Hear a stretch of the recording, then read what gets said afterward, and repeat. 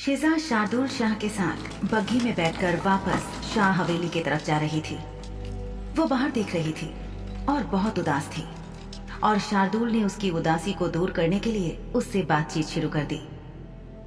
कुछ ही देर में उनकी बातों का सिलसिला शार्दुल की उम्र की तरफ घूम गया और शार्दुल ने उसे बताया कि वो इंसानी सालों में 24 साल का और पिशाची सालों में उससे लगभग दुगनी उम्र का था।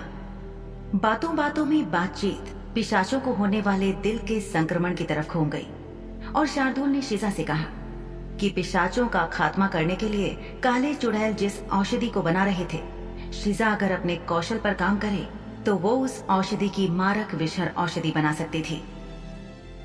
शिजा ने शार्दुल को भरोसा दिलाया कि वो जल्द ही अपनी शक्तियों को तलाशने और अपनी क्षमताओं को पहचानने पर पूरी लगन के साथ काम करना शुरू करेगी और ऐसी औषधि जरूर बनाएगी। शिजा ने शार्दुल की तरफ देखा और पूछा, कोई पिशाच संक्रमण का शिकार हो गया है, यानी कि भ्रष्ट होना शुरू हो गया है, इस बात की पहचान कैसे की जा सकती है? शार्दुल मुस्कुराया और उसने कहा कि जिस पिशाच को दिल की खराबी यानी कि भ्रष्ट होने का संक्रमण होना शुरू होता है, सबसे पहले उसकी आंखें काली हो जाती हैं। यही सबसे पहली निशानी होती है।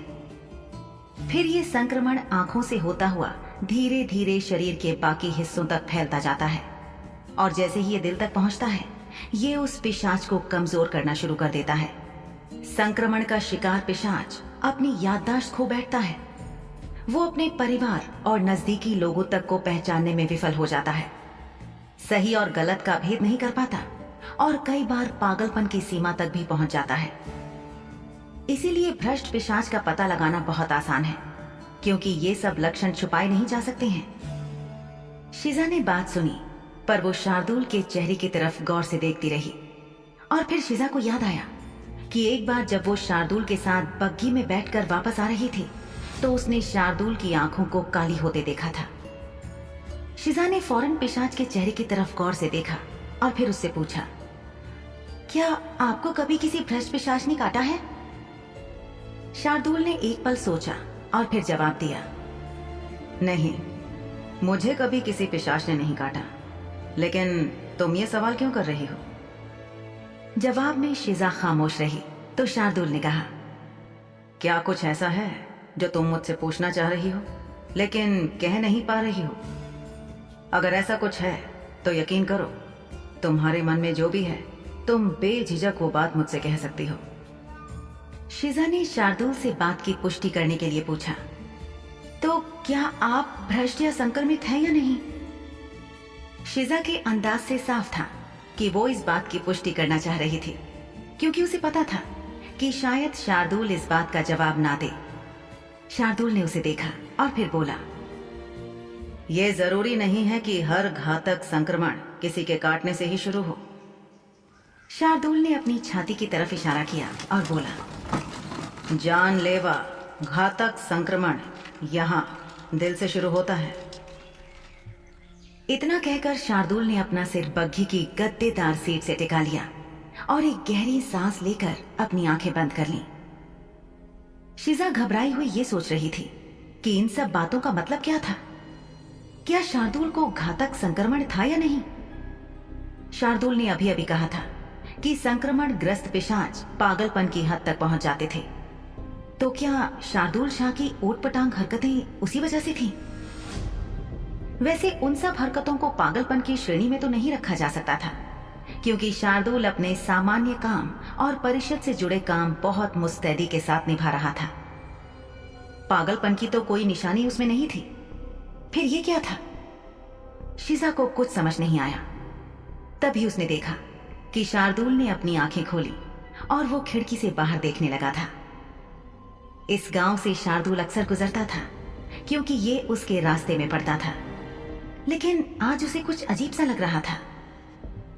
शार्दुल ने बग्घी के बीचों बीच कोचवान की तरफ बनी खिड़की को थपथपाया और कोचवान को बग्घी रोकने का आदेश दिया। कोचवान सकपकाया, क्योंकि शार्दुल कभी इस तरह सुनसान जगह पर बग्घी रोकने का आदेश नहीं दिया करता था। लेकिन फिर भी मालिक के हुक्म को सर आंखों पर रखते हुए उसने बग्घी रोक दी। शार्दुल शाह बग्घी से नीचे उतरा और चारों तरफ देखने लगा। शिजा भी उतरकर बाहर आ गई और उसके पास जाकर खड़ी हो गई। शार्दुल ने चारों तरफ देखा और बोला, इतनी निस्तब्धता। कौवे बोल रहे हैं। वीरान, निर्जन, उजाड़ ये गांव। शांति तो यहां हमेशा थी, लेकिन ऐसी निर्जनता तो कभी नहीं थी। बारिश होने की वजह से जमीन जरूर फिसलन भरी है, लेकिन जिंदगी के नाम पर एक साया तक नजर नहीं आ रहा। ये क्या अजब सा हाल हो गया है इस जगह का। शार्दुल को देखकर ऐसा लग रहा था कि यहाँ की हवा में कुछ था जिसे उसने पकड़ लिया था। शिजा उसके पास खड़ी चीजों को समझने की कोशिश कर रही थी, लेकिन उसे कुछ समझ नहीं आ रहा था। वो केवल शार्दुल के पास उसका साथ देने के लिए वहां खड़ी थी। तभी अचानक हवा में एक तेज सीटी जैसी आवाज हुई। शिजा शार्दुल के साथ चारों तरफ देख रही थी। उसने देखा कि ये गांव नहीं, कस्बा ज्यादा लगता था और यहां जरूरत से ज्यादा शांति थी। इस जगह को देखकर ऐसा लगता था कि जैसे यहां कोई नहीं रह रहा था। शिजा शार्दुल के बगल में जाकर खड़ी हो गई। वो दोनों इस जगह को देख ही रहे थे कि तभी अचानक हवा में सीटी बजने जैसी आवाज सुनाई दी और शिजा कुछ समझ पाती उससे पहले शार्दुल ने लपक कर उसे खींचा और अपने पीछे कर दिया। शिजा और शार्दुल ने देखा कि एक तीर बिजली की गति से आया और बग्घी में घुस गया। अगर शार्दुल ने समय रहते शिजा को नहीं हटाया होता तो वो तीर शिजा को लग चुका होता। अभी शिजा और शार्दुल पूरी तरह से इस हमले से संभले भी नहीं थे कि अचानक दूसरी दिशा से एक और तीर चलाया गया जो सीधा कोचवान के सीने में जा धंसा। कोचवान लड़खड़ाया और जमीन पर गिरते ही मर गया। शिजा ने देखा कि एक परछाई दूर अंधेरे में फिसलती हुई गायब हो गई। इसी के साथ एक और तीर आया जिसका निशाना शार्दुल था, लेकिन शार्दुल ने उस तीर को अपने चेहरे से कुछ इंच की दूरी पर हाथ से पकड़कर रोक लिया और फिर वो बोला, इतनी धीमी गति से चलाया गया तीर। शिजा घबरा चुकी थी। उसे समझ नहीं आ रहा था कि ये क्या हो रहा है। वो लोग गलती से यहाँ फंस गए थे या फिर वाकई इन तीरों का निशाना उनमें से ही कोई था। शार्दुल ने शिजा का हाथ खींचा और उसे गांव के अंदर ले जाने लगा। शिजा ने घबरा कर पूछा, हम गांव के अंदर क्यों जा रहे हैं और कोचवान का क्या? शार्दुल ने उसको जवाब दिया, कोचवान मर चुका है, जल्दी चलो। शार्दुल ने अपनी पतलून की पिछली जेब से एक चमकती हुई धातु की चीज निकाली। शिजा ने गौर से देखा कि ये एक पिस्तौल थी जो कांसे और सोने से बनी थी। हम वापस हवेली क्यों नहीं जा रहे हैं? शिजा के हिसाब से उस गांव के अंदर जाने का मतलब था मौत से सामना करना, क्योंकि शायद उनके हमलावर उसी गांव में छुपे बैठे थे। आखिर इसी गांव में तो उन पर हमला हुआ था। शार्दुल ने शिजा से कहा, हम इस गांव के अंदर जा रहे हैं। मैं एक पार्षद हूं। उन लोगों ने हमला करके मेरे कोचवान को मार डाला, यहां तक कि तुम पर भी हमला करने की कोशिश की, और तुम्हें लगता है कि मैं उन लोगों को यूं ही आसानी से जाने दूंगा? नहीं, ऐसा नहीं हो सकता। इस जगह पर कुछ तो बहुत गलत है। देखो ना, मेरे बेचारे कोचवान को अपनी जान की कीमत चुकानी पड़ी। शिजा सोचने लगी कि उसका मालिक चाहे जैसा भी था, लेकिन अपने काम को लेकर वाकई बहुत संजीदा था और उसे अपने कर्तव्य बोध का भान जरूर था। गीली जमीन पर उनके कदमों की आवाज के सिवा पूरी गली खामोश थी। ऐसा लग रहा था कि कुछ घंटे पहले बारिश हुई थी, क्योंकि उनके पैरों के नीचे की मिट्टी ढीली और फिसलन भरी थी। ऊंची दीवारों के साथ शिजा ने उन उदास बादलों की ओर देखा जो उनके ऊपर मंडरा रहे थे। इन बादलों के कारण ही वर्तमान वातावरण में प्रकाश का कोई संकेत नहीं था। शार्दुल शाह ने शिजा से कहा, अगर हम अपनी यात्रा यहां से आगे जारी रखते हैं तो हमारे लिए अगला खतरा इंतजार करता हुआ जरूर मिलेगा। शिजा के दिमाग में संदेह पैदा हुआ और उसने पुष्टि करने के लिए शार्दुल से पूछा, क्या ये काले चुड़ैलों का काम है? शार्दुल ने चौकस निगाहों से चारों तरफ देखते हुए कहा, हाँ, अक्सर काले चुड़ैल इस तरह का जाल बिछाते हैं जिसमें मनुष्य और पिशाच ना चाहते हुए भी फंसते चले जाते हैं। आप ये कैसे कह सकते हैं कि इस गांव के अंदर हमारे लिए कोई जाल नहीं बिछाया गया है?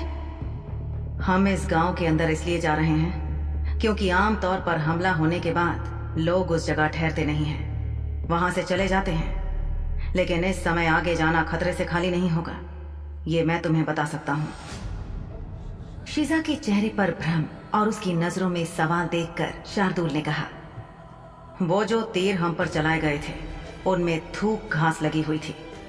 ये वही घास है जिसका उपयोग पिशाचों को भ्रष्ट करने के लिए किया जाता है, जिससे उनमें संक्रमण पहुंच जाता है और फिर वो बीमार हो जाते हैं।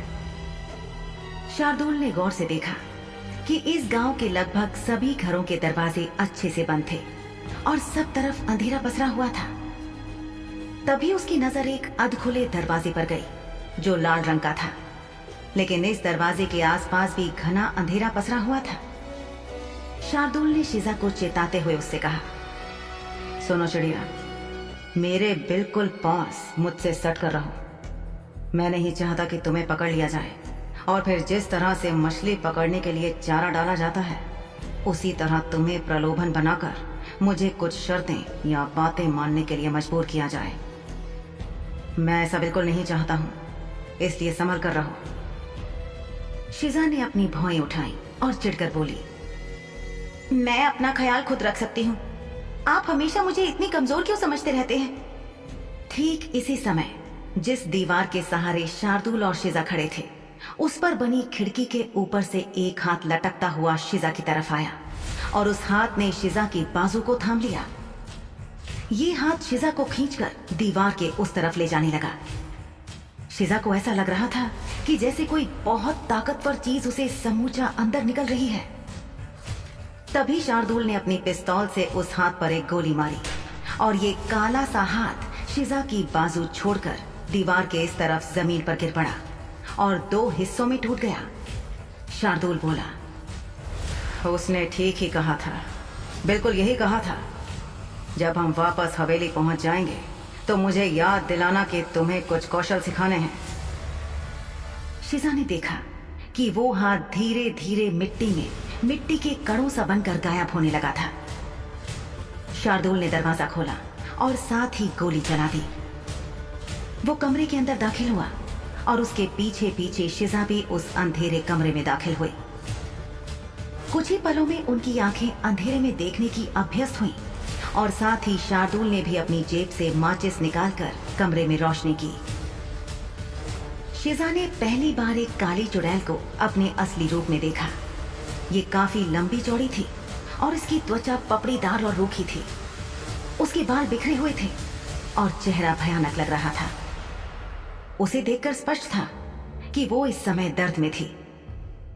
उस चुड़ैल का एक हाथ बाहर कटकर गिरा था और अभी शार्दुल की गोली ने इसको अपना निशाना बनाया था।